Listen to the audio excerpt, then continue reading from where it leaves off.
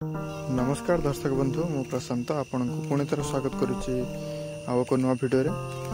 दर्शक बंधु आज आम भिडियो आलोचना करबा कि थाईलैंड प्रजातिर पिजुली ब्लैक डायमंड पिजुली किपर चाष करेंगे आशा माटी रे सफल होउछि कि नहीं, तो से विषय भिडियो आलोचना करवा। भिडियो प्रथम शेष में देखु, भल लगे लाइक करूँ, जब नुआ कर आम चैनल सब्सक्राइब निश्चित करूँ। तो चलते जी टॉपिक पर।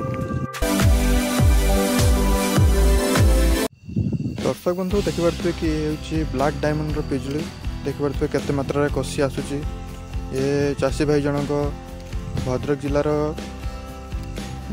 गोटे वर्ष पूर्व आणिकी चारा लगे थाईलैंड रु आणिकी गोटे चारा आणिकी लगे देखिपे केते मात्रा कषि आसी।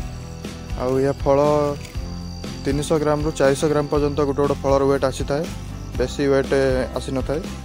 यार टेस्ट अन्य पिजुली ठारू भिन्न आसी थाए। दर्शक बंधु यही चाषी जनक सफल कर देखे थाईलैंड रु चारा आनी ओडिशा लगे फल आसला देखिपे। दर्शक बंधु ब्लैक डायमंड पिजुली पाचिला परे यही टाइप देखा जाए, देखिए केते सुंदर देखा जाउछि। दर्शक बंधु आज ये पुणी देखा एक नुआ भिडियो रे।